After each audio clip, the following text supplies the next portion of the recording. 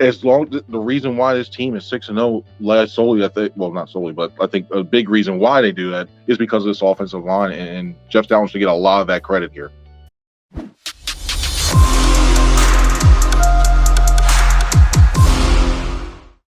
There he is. Are you inside or outside? We're betting on this, Chris. Or are you in the enclosed porch? For those who are looking to wager on this, we are outside still. Yes. I'm a loser. Yes. I said I predicted Chris Franklin would be tougher for longer, as Jordan Mailata said, and be outside. It's a nice day. Took the dog out, a little chill, but it's now an extra hour. Chris Franklin outside. I love it, Jody.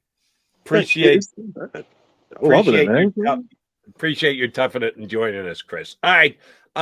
Last night, nice night too. Wasn't all that chilly last night at the Link. Eagle fans came ready to roar and scream. How much of that played last night? Home field. I'm just interested because I was at Citizens Bank Park for the Phillies game number 3, and man, it actually, I think, was a factor in the outcome of the game. How much was it a factor last night for you? I think it was huge. I think a lot of times when you look at a lot of people are going to go, it's obvious, especially when you're a visiting team and you're trying to make the audibles at the line and try to check, especially when you saw what the Eagles were trying to do, mixing up the coverage looks. But I think overall, when you look at just overall, I think it may have rattled Rush a little bit, especially after they were down by a touchdown. And you started to see maybe started to press a little bit, and then that really, really compounded things more and more. So I think overall, I think the Eagles fans did a good job showing up and showing out and being loud there. Speaking of the fans, I have to get clarification on this because I got yelled at. I tweeted, kind of flippantly. I was not paying attention, but Dr. Jill Biden was there, the FLOTUS, the First Lady of the United States, and she got booed at the coin toss. At least I thought she got booed. But then everybody jumped down my throat because the world is so political, and they said, "There's no video of it. There's no video." So I'm looking around. Did she get booed? Because I think she got booed, Chris. She got booed, and then what happened? I got to see the broadcast like on NFL Plus. I saw the broadcast copy. What they did was they piped up the sound back when they were playing when they were doing the Eagles fight song. So by then everybody had stopped booing. They were singing the Eagles fight song. But yeah, she was booed. She was booed. Okay. I thought it was going crazy. I thought I was going crazy because everybody was attacking me and saying, "What are you talking about?" I'm like, she got booed. It was the broadcast. It was the broadcast. It was a nice way of trying to go, oh, look at this, and just make it even kill and not upset anybody. But yeah, it was some very vocal ones at that. All right, the Eagle fans did not do any booing when the Eagles took the drive in the fourth quarter down the field, ran it down the throats of the Dallas Cowboys when they needed to put the game away. They put the game away. That is what the Eagles do best. It was last year. It is again this year. This is not a knock or a question of A.J. Brown or Jalen Hurts' ability to throw or Devonta Smith or Dallas Cowboys. We know they're really good players. As good as they are, the Philadelphia Eagles are best when they run the football. Are they not, Don? They are, and that's the thing I didn't get when it came to the second half. They were getting a lot of chunks of yards, moving the ball down the field in the first half, and then when they came out, and this, it's almost like it's the damn they do, damn they don't when it comes to this, because you want to see them be aggressive. You want to see them take some shots, especially in the second half where they haven't put up as many points as they have, and then they try to throw the ball a lot, and you're looking like some of the routes they're running, especially with a backup right tackle in there who I thought, even with everything, did a decent job, but you're playing with fire with Micah Parsons just waiting around there. Yeah. You thought they were running the ball more, and they didn't. And I think when all else fails with this team, they just go back to the run game and use it and work everything off of that because teams respect it. It's a passing league now. Everybody's running the spread 4 wide, 5 wide, empty sets, whatever variation of wide receivers you have out there. I just look overall. I don't think a lot of the players are like well equipped to stop the run. So if you're look at the secondary, how many secondary guys do you see now going out there and willing to throw a shoulder in there and tackle? I mean, yeah, nobody. Even from the Eagles' perspective, look, I think the reason Dallas got back in the game, similar to Detroit in Week 1, when they were down 20-0, 20-3, they did not abandon the running game. I think the Eagles expected them to. and they didn't. And all of a sudden, here comes Zeke Elliott, here comes Tony Pollard, and they're able to move the football, and that creates a little play action, so you can throw it a little bit off of that. And then you have the final drive from the Eagles offense, and they've done this 3 times where they just drain the clock. The first 10 of 11 plays on that drive, Chris, were run plays, and really the other one was a glorified run to Miles Sanders. So 11 consecutive run plays, and then they cap it with A.J. Brown, Devontae Smith, back-to-back passing plays. And they were wide open. Why? Because Dallas was getting the football shoved down the throat on the ground. For the most part, the Eagles understand how good they are running the football, but why did they get away from it? Is it just because Howie Roseman and Jeffrey Lurie want them to be a passing team? I think it's more in their nature. When you look at Shane's nature, when you look at Nick's nature, they like throwing the ball. I mean, when you look at backgrounds with the quarterbacks, they threw the ball a lot. Granted, their quarterbacks were like Phil Rivers and some of those guys of those ilk, but I think they generally like throwing the ball. And then you also have these receivers, and it's when you have these new toys, it's like, oh wow, one plays at Christmas. You can't forget about the old one you had when he comes to running back. So I think it's a little bit both of that, but I just don't. Sometimes I just wonder, like, why don't try to force yourself to be something. Oh, now we got trains now. Don't try to force yourself to be something you're not, and then he's going that way we too. can hear the train. Yeah. Thank you for confirming that. Oh, I'm going inside. Sorry, I'm going inside. I tried. We love the train. We love the atmosphere. All right, cool. All right, we love the atmosphere. We're pimping you, not the train. So feel free to stay right where you are. I was a little scared coming into this game. Both John and I picked the Eagles to win. I think John picked them by 9. I picked them by 7. And, of course, the Eagles won by 8. So it fell right in the middle. I thought the Dallas defense could give them some issues, and they did in those first 2 possessions of the second half. But they were able to come out and run the football the way that they did. Do we just, again, acknowledge how good their offensive line is, even without Lane Johnson down there, that they can dictate terms at the line of scrimmage? Because that basically put the game away from the Eagles, the fact that they won in the trenches, and they've been doing it all year, and that's why they're 6-0. You have to, and I know there's not an official league award for assistant coaches per se, like there is in college. I know the PFWA has one for assistants. Jeff Stoutland, the job he's done, and getting whoever pops in there. I mean, if you looked at, just ask the regular NFL fan, just like, hey, we're gonna put on Jack Driscoll, Sua Opeta, and throw them in there, and you're gonna go against one of the more athletic front sevens that are in the league, and you're still gonna have some success. And people are like, who are they? A and B, no, just because of seeing that. And you look at the ability, the things he does, the way that teaching the angles, teaching the way to fire out, just getting the recognition. He's done a great job, and as long the reason why this team is 6-0 lies solely, I think, well, not solely, but I think a big reason why they do that is because of this offensive line, and Jeff Stoutland should get a lot of that credit here. Yeah, and I love that Jordan Mailata's introduction said Jeff Stoutland University. I love that from Jordan Mailata, giving Stout the credit. You know, I agree. Obviously, the offensive line is tremendous, and even when they lose Lane Johnson, who's the best right tackle in the world, as Nick Sirianni says, Driscoll had some problems with Micah Parsons. We'd all have problems with Micah Parsons, but when they go straight ahead, they can still do some things. Even as impressive as that is, though, Chris, I look at this turnover ratio, and they come into this game number 1 in the NFL, right? +9. Dallas is number 2, +5, and they're +3 in a game between the 2 teams that take care of the football the best. Cooper Rush had not thrown an interception, throws 3 in this game. Can this continue? I mean, they're +12. The second team is now +4. That's a pretty big gap.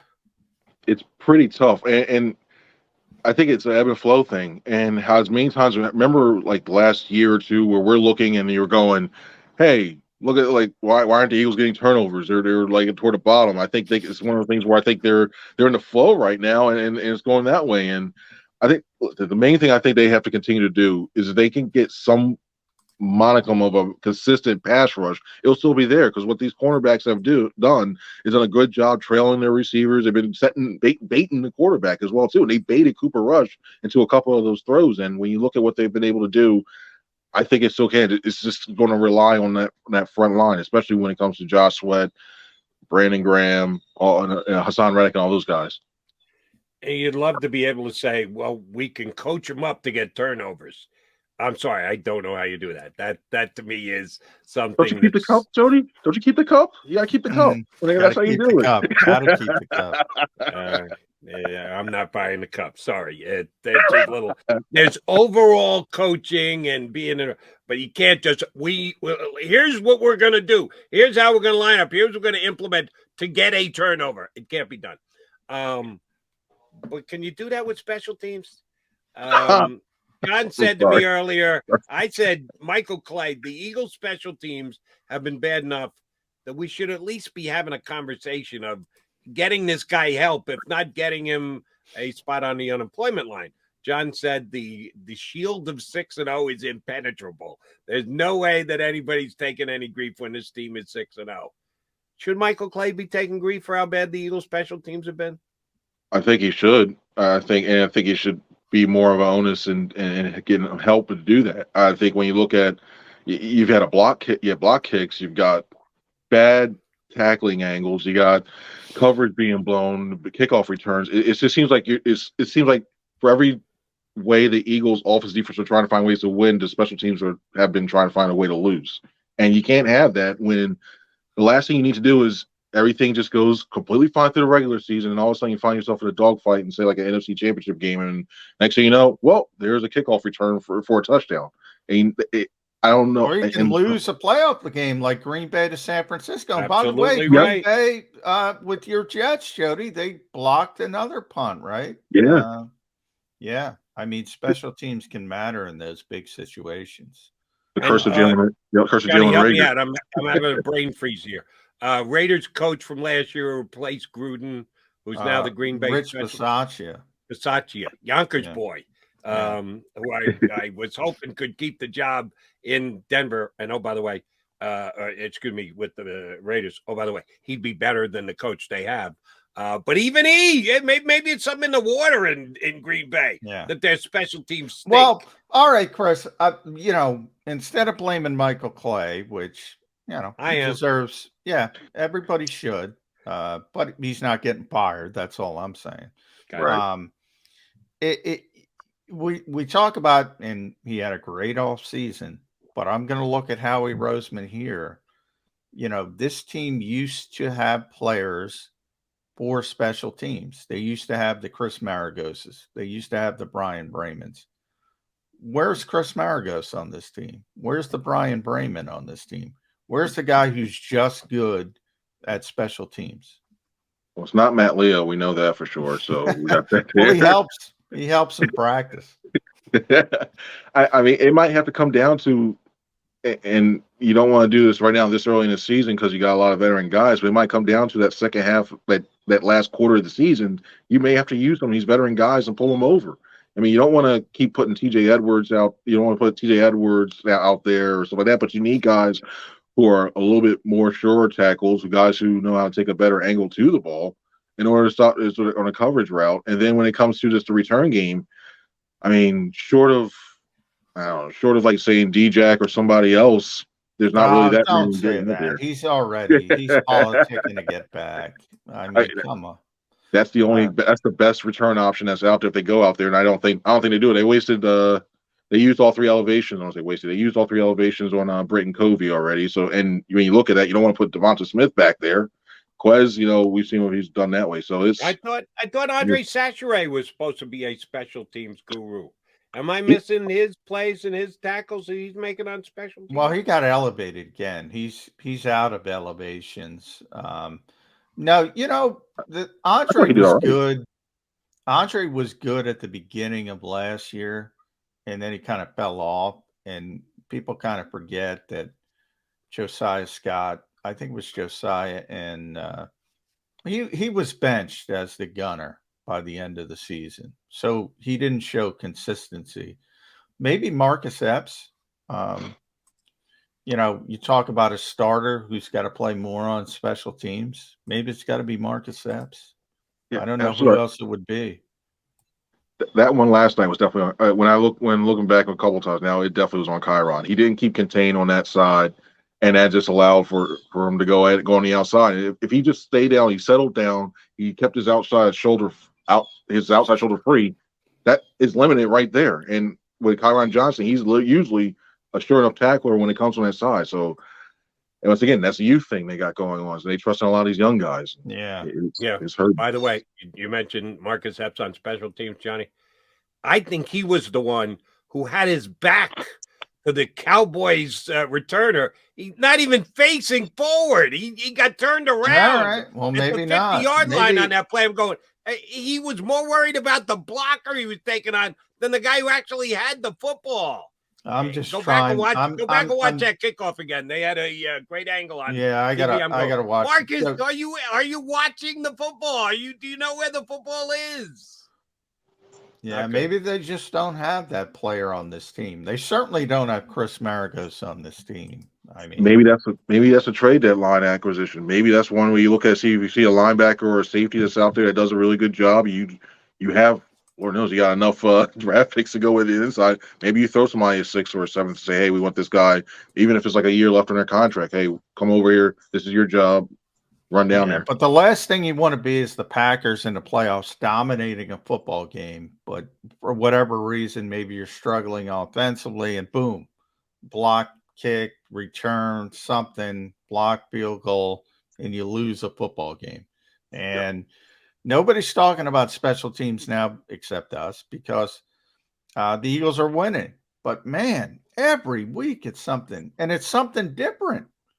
It might be coverage. It might be the return game. It might be a flub. It might be a block kick. Everything. It's unbelievable. But since we're spending so much time on special teams, Sipas with a good punt last night. Yeah, he's been better past couple weeks. Bounced it out of bounds inside the 10. Don't do any better than that. The guy got no chance. And by the way, Jake Elliott inside the 10. After 1 week, Cameron Dicker, Jake Elliott was great. Kicked a 51-yard field goal, no issues whatsoever. So, not everything. You know what I find interesting too? When they put, I know they need the spot for the practice squad. They put Jarrett Williams as a practice squad injury reserve. I'm wondering if they're really going to try to sneak him and keep him on their roster just in case something happens, so he won't go so well. So, somebody can sign him onto the active thing. But I was like, wait a minute. Usually, if you need that space, you'll just get rid of the kicker. But why is Jarrett Williams all of a sudden on the practice injury report? He's injured and.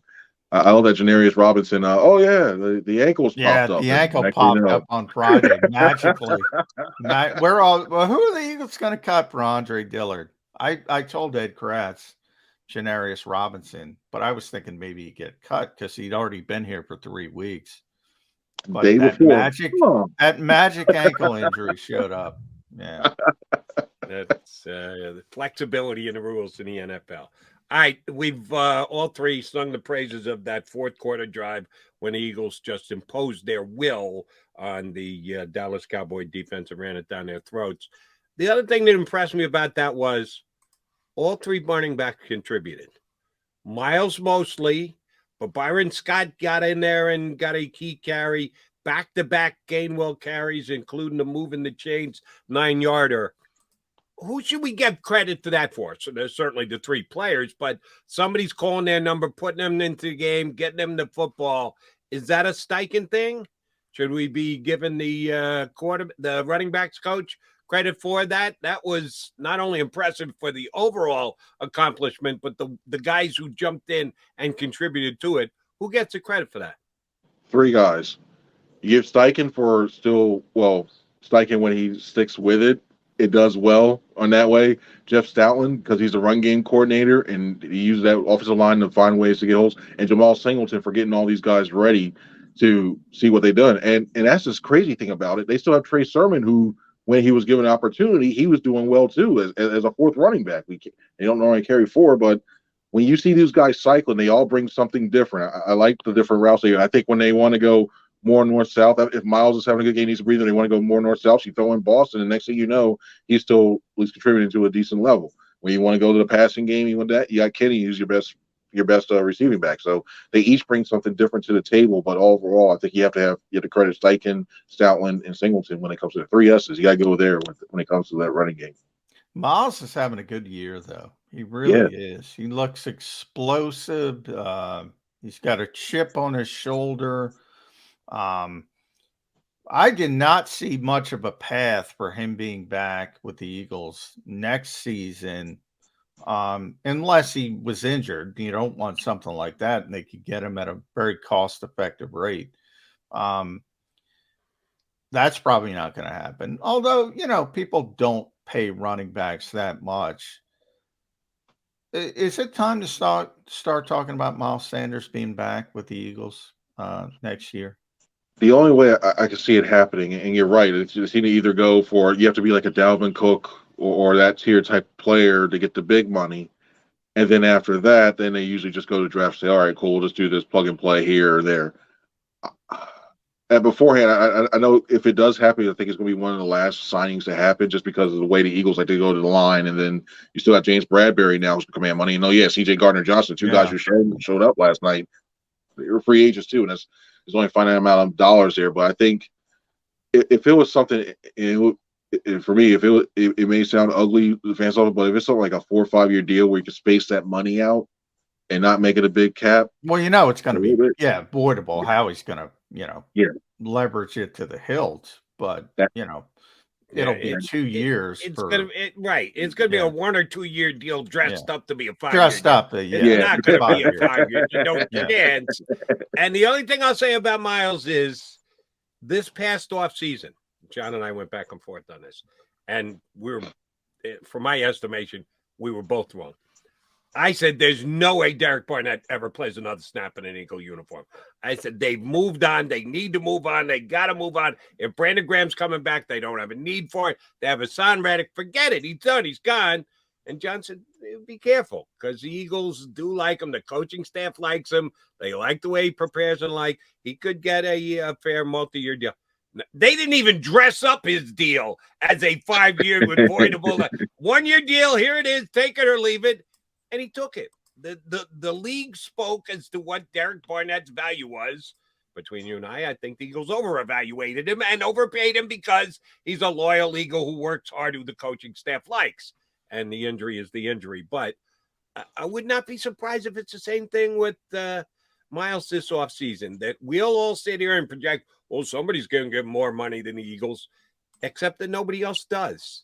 And the Eagles give him a fair offer, and Miles decides to stay because he likes it here. Now, real quick on Derek, Jody, they did dress it up because Eagles fans were upset. It was publicized as 2 years, $14 million, and Eagles fans were, what are you doing 2 years for?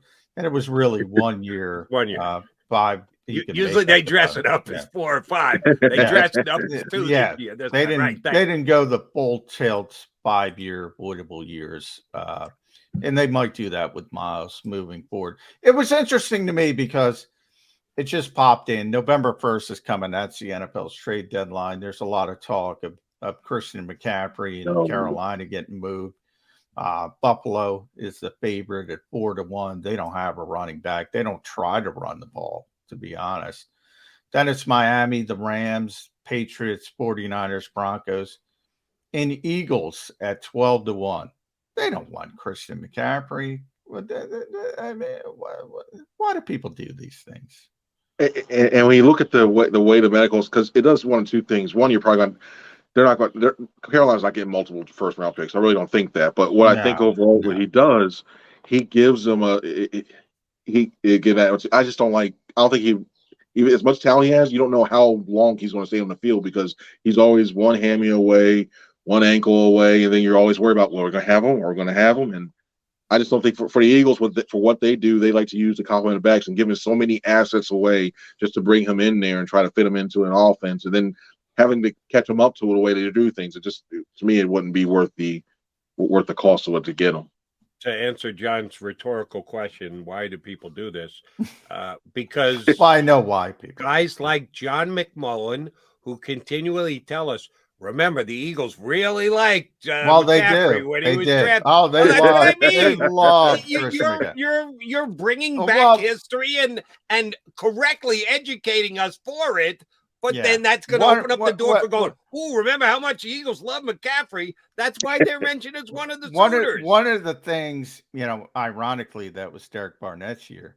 The Eagles would have taken Christian McCaffrey. So all this, they'll never take a running back. They would take they would have taken Christian McCaffrey. There was no way he was falling to 14. There was talk of them trading up. They loved, and they were right, by the way. Tremendous player. Just can't stay healthy. Just can't stay healthy. They wanted Dalvin Cook as well in the second round. Dalvin had some off the field issues that pushed him down the board. But they wanted him badly as well.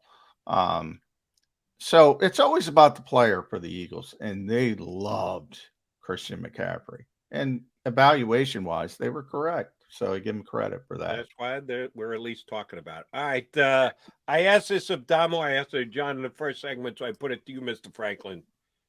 Week 6, 6-0, bye week. You don't have to go deal with McMullen. You don't have to see his face. You don't have to go to practice. He loves that. He loves that. Okay. We got one more together, man. We got 245. Yeah. Kumbaya, and you guys can hold hands. I think we might get the coordinators too, Chris. I think we'll see. That's being worked on. So the coaching staff doesn't get off. They have to report to work every day this upcoming week. Dick will give them some time off. He'll give them some time off. They'll give some time, and it'll probably be the self-scout will probably hear, we're going to self-scout ourselves and stuff like they did last year, and defense look offense look at defense. This is what we saw Tennessee-wise. Fix this. Bam. Yeah, the dreaded self-scout coming up.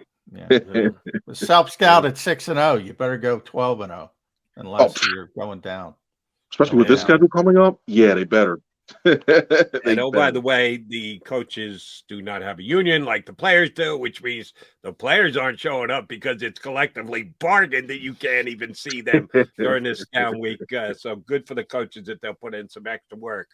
Timing of it, 6 weeks in, 6-0, good thing. I saw Chauncey Gardner-Johnson talk about it afterwards. Yeah, love the bye. I'm going to get back together with my family, my son, and watch some football. But in actuality, too early for the Eagles. They're going to have some work cut out for them. Yeah, the strength of scheduled teams they're playing don't look very awe-inspiring on paper, but going straight through for 11 weeks to close out the season, kind of bit of a grind with the Eagles done. And then you can't control this, but were they done a disservice by having the bye as early as they do? They went from last year having it so late, and the guys were so banged up, and it really affected them. So all of a sudden, this year they're one of the first teams. I wonder if the league is like, oh, so you want to be this late? Okay, we'll put you here. Oh, thanks. We want to wish a little bit. I wish if I was them, I probably wanted to be around like week 9, week 10, especially with this schedule, because that way you'd still be able to get a couple of these wins. I think they better get a couple of these wins with these opponents. Still have enough rest, and then you have enough round to mount your run for the late season. And I think you have to worry about them being rusty, I think, a little bit coming back against the Steelers. So that, especially a week off and you try to get back into things, I look into that. But I think overall, when you look at this bye, it's still a little early, but they'll take it, especially they're banged up right now. You don't have to worry about if you're going to have Lane Johnson for next week, because you got the bye week, and if he passes through concussion protocol the right way, and he'll be back. So I think it'll give him some time to rest, but it's going to be a grind. Especially those division games late, is going to be a grind. Yeah, late, but they're going to have a little bit of a breather, because you're right. You're probably going to have a little bit of rust, but the best rust cleaner I can think of is Mitchell Trubisky, and he's going to show up. And then hey. Mitch won that game for him yesterday. Yeah, he did. He's better than Kenny Pickett. So give him his props. I gave him a game ball on CBS Sports Radio yesterday for getting that W. The better quarterback on the field yesterday was Mitch Trubisky over the GOAT. He had a better game than Tom Brady did. Mr. ran out of gas because he was at Robert Kraft's wedding. Don't be bad-mouthing Mitch Trubisky. You Best sound like quarterback on the field yesterday in Pittsburgh. you sound like the Eagles fan with the great Nick Foles is better than Tom Brady. Well, who won the Super Bowl? And Nick Foles I'm is better saying than one Tom day. Brady. I'm just saying today. Yeah. After yesterday's game, you got to back off Mitch. Well, I don't have to back off Mitch. Mitch is coming after the break, then Davis Mills, then maybe Taylor Heineke. I mean, woo. Sounds like the 2021 Eagles schedule. Oh, my Not gosh. quite Garrett Gilbert, but close to it. Close Those to it. things hurt hearing. Oh, my gosh, the quarterback play once you get towards the bottom tier of the league. It's just bad. Yeah. Oh, it's bad. Who would have thought Ian Book may have had a better run? The Eagles' third quarterback might have a better run than some of those guys. Is he still on the team?